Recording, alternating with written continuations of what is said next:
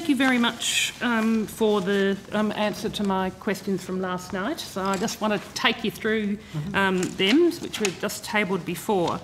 So you've given me a table that gives funding under various categories between 2013-14 to 21-22. Yes. So that's basically since the over the period of the Turnbull Government. Correct, Senator. Yeah, that's right. And it's a 9-year period. And then we're looking with the proposed $75 billion infrastructure spend under the government's Stronger Futures plan. That's over the 10-year period, 2018-19 to 27-28. Correct, Senator. Okay. So that 10-year period adds up to $76 billion. And the previous 9-year period is also much the same, so about $76 billion over those two periods. Look, I'm interested. I've had a quick on my calculator during the morning tea break. Obviously, given that we've got a 9-year period, I've done some quick calculations to reduce it to a per year spend. So that would mean that on average, would you agree, so just looking at the grant funding under the Infrastructure Investment Program, where we've got $50 billion being planned to spend from 2013, and it's going down to $48.7 billion. You'd agree that that's an average spend of going from $5.58 billion down to $4.87 billion? You'd probably have to do the same calculations as me as dividing the... Happy to take your yes. your calculations. So we essentially the average spend per year in those two periods is going down from $5.58 billion down to $4.87 billion. That's for grant funding alone? That's for grant funding alone, that's right. And then similarly, the financial assistance grants, we're going the total of $6.4 billion to $7.6. So the per year spend, my calculation is about the same. So it's $0.7 billion from the 2013 period to $0.79, a slight increase. Then equity investments are going up from $1.26 billion to $1.49 billion. Oh, so yes, on an average basis, yes. On an average basis, that's right. And so that's reflecting essentially the government's increasing... Particularly Western Sydney Airport and Inland Rail, for which both of which projects construction starting this year, but they're supported by equity. And it is, I mean, going back to the discussion we had last night, so with that equity spend, essentially they are projects that there needs to be a return made on them. Correct. Yes. So, which you know, I note the criticism from Infrastructure Partnerships Australia that was reported in the Australian this morning of how that can be an issue, having an increasing amount of your funding for infrastructure being done by equity. I think so. We're aware of the criticism that's been directed at that point, Senator, and I think our Secretary recently spoke to IPA as well, and I think made a number of points. And as we discussed around the Melbourne Airport rail link, certainly the intention is to support projects in the best way on an individual project basis. So there's a number of projects being supported. In a couple of key cases, there's been a decision taken to invest them through equity because it has suited those projects. So for Western Sydney Airport, for example, equity is a quite appropriate and sensible way of proceeding to help bring in private sector engagement in that project. So it's very much a case of identifying projects and then working out the best mix of funding and financing. Increasingly, the government has been using equity and been able to identify opportunities to use equity. But I think that's different to saying that we're going to only fund projects through equity and reduce the grants, if that makes sense. Yeah. And so then we've got other infrastructure programs which seem to be, they're largely programs funded under asset recycling and other special payments. And so they have gone down quite considerably. So from $460 million per year on average from the 2013 down to $51 million. Primarily that's the asset recycling scheme, which active over that period and is now... Yeah. But in particular then looking at the total spend, so even with that increase in equity, it's sort of taking a bigger share of it, my calculation, your figures show that it's $72 billion, basically staying at $72 billion. But then the per year spend is $8 billion per year going down to $7.2 billion per year. You agree that's the case? Yes, in broad terms, Senator. I mean, I think I would interpret that as it's remaining fairly constant in that. Well, no, it's a per year spend. It's $8 billion going down to $7.2 billion. So it's a drop over those two time periods. So essentially the government's planned, which was trumpeting $75 billion investment in infrastructure over the forward 10 years, is actually a drop compared from that period from 2013.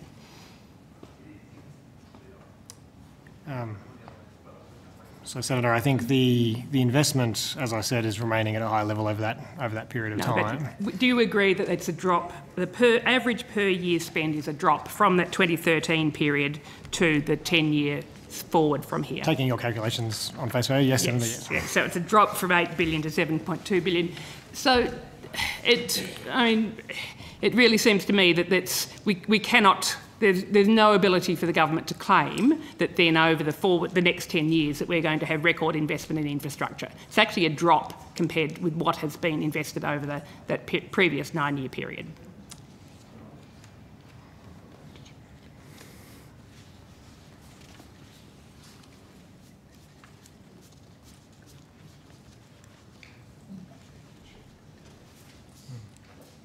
Senator, I don't think I can add to that answer. I think... I think it's either a drop or it's not.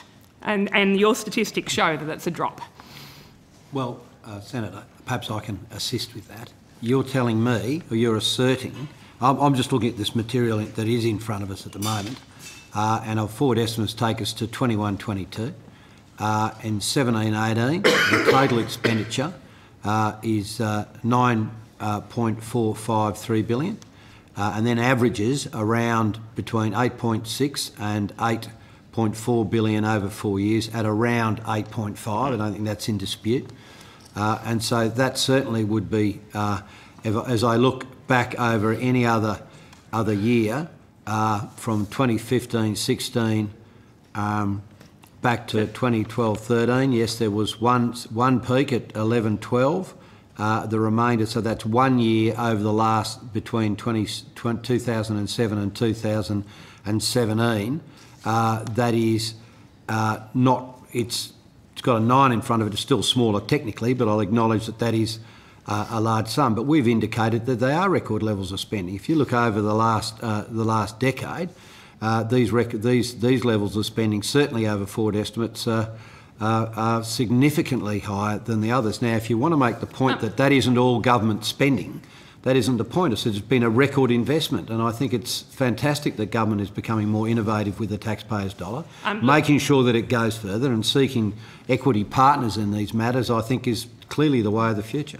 Thanks, Minister, but I want to come to the figures in that other table. I'm looking at the first table at the moment, just which gives the overall funding allocation and the planned funding allocation. And so the key figure is the per year spend that's planned over the next 10 years that the government has trumpeted as being a record $75 billion planned spend. And I just wanted to confirm that, in fact, compared with the 9-year period of your government, so I'm not saying that it's a party political thing, but the 9 years from 2013 to 21-22 being planned, it was an average of $8 billion per year. In the proposed next 10 years, it's only an average of $7.2 billion. So I think, Senator, the figures you're citing, that's the correct interpretation of those figures. I think the record figures that have been discussed by government, and I'll have to go back and check some of the statements that have been made by government around that. I think the government often talks about the record level of investment from 13-14 forward. So they talk about record investment over time, and the government has moved to essentially a rolling infrastructure program, and this is really the key feature of the government's infrastructure approach, is to move to a rolling program of investment in the order of $75 billion over 10 years, and to maintain that program over time at that level. And of course, they may choose to increase that over time in the future, but that rolling program is reflected in that early figure between 13-14 and 21-22, and they've now committed to an ongoing rolling program of $75 billion beyond the forward estimates. So the statements that I understand the government has made in relation to the record investment is they're investing record amounts over a 10-year rolling period.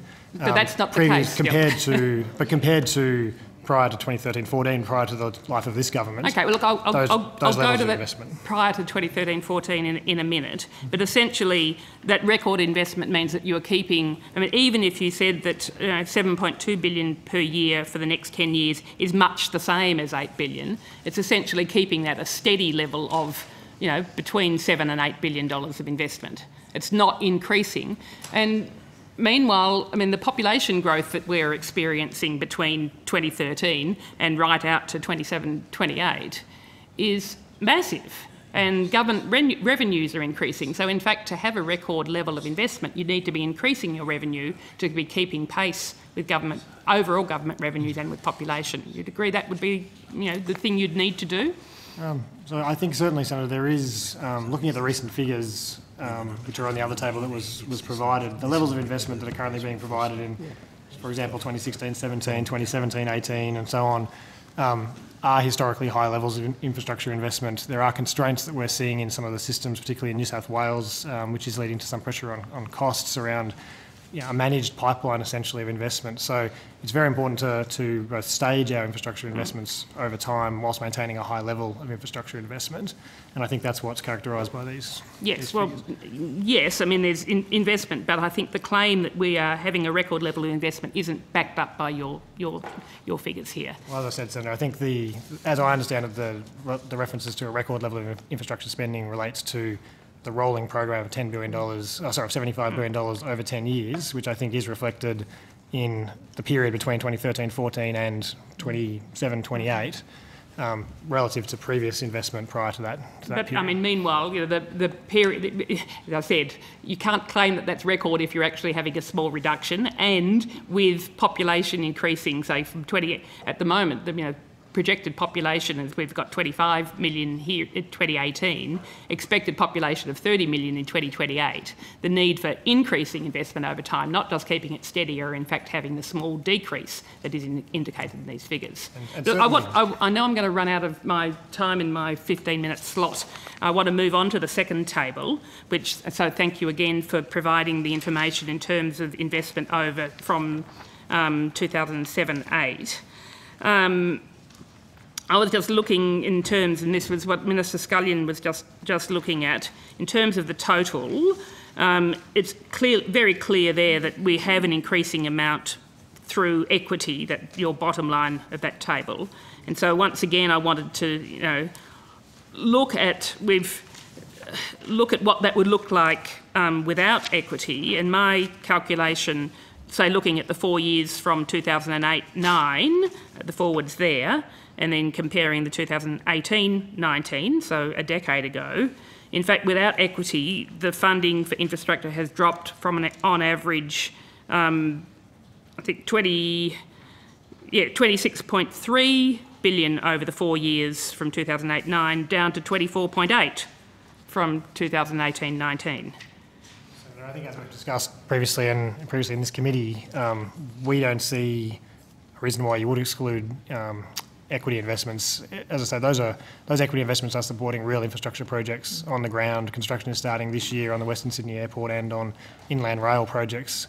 They are delivering real infrastructure in this country.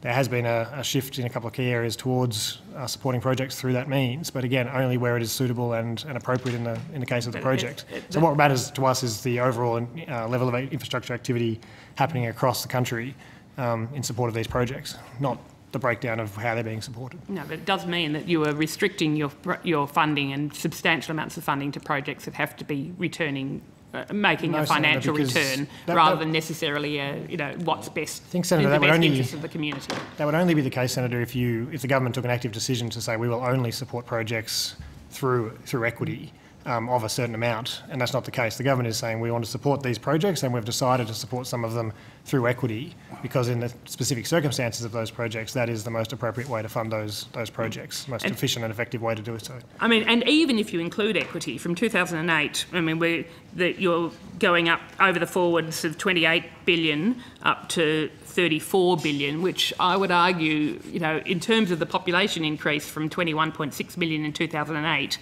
to 25 million now and heading to 30 million, that's only just keeping pace with what you'd need to be spending to be increasing the infrastructure spend to cater for an increasing population. Well, there's no doubt. Perhaps again I could help, Senator. In real terms, just briefly, in real terms, we have, if you take it back, and I'll try to get some additional figures, because this goes from 2007, 2008, because we thought that's where we are now, 2017, that'd be a decade. But if you want to go back to 2002, 2003, it gives you the additional 5 years, which we can then say that we're now looking over the period of time under which from 2013 onwards, and just by my basic calculations, we have significantly increased infrastructure over the decade from 2013 to 2013 back to 2002. But again, I just reiterate what Mr Yaming's been saying. This is the way of the future. This is the investment that has been put into infrastructure. Now, I'm quite sure that the funds that have not been taxpayer funds, had they been in here, are used for other things in life, like push bike paths, parks, health, education, and other important elements that the taxpayers want to have invested in. And I think we're seeing this not only in Australia but around the world, that equity partnerships are the way of the future. These are the funds that have been invested in infrastructure. Thanks, Minister. Thank you. Just a bit more interrogation of these excellent figures that you shared with me. In particular, so looking at the total transport infrastructure investment, and I'm excluding the East-West Link and Perth Freight Link contingencies, because I think we don't know whether they're ever going to be built or spent. So we've got $72 billion that's being proposed to be spent over the 10 years from 2018-19. From the other budget, from the other table you've got, we have the amount of money that you're proposing to spend over the forwards, 2018-19 to 2021-22, and that, according to my calculations, adds up to $33.9 billion. So just check my figures there. Where are you drawing your figures from, Senator? Or? From these two wonderful sheets. So, yeah. so I've had to do some adding up. Are these the sheets that were tabled? That's right. You've got a colour copy. That's right. Okay. So we've got $33.9 billion that's being proposed to be spent over the forwards. So it's just adding up the totals over the forward estimates. That's correct. Again, I'll take your... Well, it's, 8 plus 8.6 plus 8.2 plus 8.5, it adds up. I think the Minister pointed out with the calculators, its average is about 8.5. So yeah, so it's 34. 34. Let's say 34. It's rounded up to 34. So we've got $72 billion that's being proposed to be spent over the 10 years, 34 of that proposed over the forwards. So that then leaves only $38 billion for the remaining 6 years, which means if you divide that by 6, it's only $6.3 billion per year. How can this be framed as being either just a continuing investment, maintaining the same level of investment? It's actually a substantial drop in infrastructure investment over that period of time. Senator, the government's yet to make a number of decisions beyond the forward estimates. I think it would be unreasonable to make a calculation based on the existing pipeline about what the future infrastructure spend will be. The point of the pipeline was for the government to begin to lay out and earmark monies for projects that will be coming down the track, both for private sector engagement and for planning purposes with the states. But as this is a rolling program, and as more monies get added into the program, as the government considers its ongoing investment each year, of course more monies will be added beyond the forward estimates. So I think it's a hard call to say in 6 or 7 years' time, when we're still yet a long way away from a government deciding on particular projects that may be appearing there, to say that represents that the government will spend that money in that year. I mean, whichever government is, that we will have a set of decision-making processes to get there. As I said, the point of this pipeline is to try and position the market so it can see these projects coming down the track. The other thing I might just add, The Chair just mentioned the level of spending across the forward estimates, including equity, so in other words, expenditure on infrastructure. We do have to be careful in this call for more infrastructure spending in the near term at the moment. There is some signs of costs increasing, particularly in the East Coast market. And certainly in my engagement with private sector providers, there is genuine capacity constraints. There are a significant number of projects that states are leading on and that we're leading on. So I agree with your assessment of the need to get on and plan and get this infrastructure out and running, but I would just caution the rush to do it quickly. I think it would be much better to be thinking, all governments to be thinking about how to sequence this infrastructure and to be planning, and this is an attempt to plan out over 10 years and sequence that expenditure. But given that, wouldn't that be sensible then for the government to say, rather than sort of committing to 75 billion over the next 10 years, you're actually going to need to commit considerably more than that if you're just going to be keeping up the levels of investment that has been made over the next 10 years, let alone the increased investment that we know is required because of our increasing population. So I think essentially, you know, you can say that we've got a $75 billion investment. What I'm saying is that your figures show that actually that means that we're going to have a drop in investment over the remaining period out to the end of that 10-year period. Can I say, I feel like I'm on a parallel universe here. The Secretary just went into great detail with you that that's not the case, that this doesn't represent all the funding. And he talked about the constraints in the marketplace that will increase pressure on the costs. So, I mean, you're not responding. You need at least Senator Rice to respond fairly to the I'm just officials. putting the case that, yes, I recognise those constraints, and that actually increases the reason why you need to be planning out and saying there will be this proportion of money that's going to be available out beyond the forwards. Whereas the government is not committing that amount of money. It's not foreshadowing that. It's basically in this document, it's foreshadowing there is going to be a drop in investment in real terms, let alone a drop in investment per person. The quick calculations I've done, taking into account population growth, is that we're looking at a 15% drop over the period compared with the last decade. You need to turn these in, Sandy. You need to turn these into questions. I mean, this isn't the John Hall show. You need to probe the witnesses and find out their responses. We're not here to comment on it. My only response will be, Senator, it's a rolling program, which means the potential for the government to take decisions that fill in those years as we go out beyond the forwards means that there's always an issue around the profile of that money, of that rolling program. Certainly planning would suggest that more would tend to come through in that first 4 to 5 or 6 years, and then it would tail off. But a rolling program allows you to continually fill those years out. Now, whether the government decides, or any government decides on the basis of need to invest more or less around that rolling program. My comments were earlier about the importance of having, as best we can, a rolling program that steps these projects out over time. And if I could, sorry, just add 2 points to that. I think the other thing is, historically we've had a shorter time frame than this. So on your point about sending a signal, essentially, that there is a greater level of infrastructure investment coming down the track, that's what the pipeline does, as Dr. Kennedy said. In the past, we've had a much shorter time horizon, only looking 3, 4, 5 years ahead. So this is giving greater certainty in terms of the future. And the other thing I wanted to raise, Senator, is that we are working with the states through the COAG processes as well. There's been some discussion there around the skills need within the sector. So to help address some of the capacity constraints that Dr. Kennedy has referred to, working to essentially increase the speed limit on our infrastructure spend over time. So in terms of what's foreshadowed over that 10-year period, is that all attached to particular projects?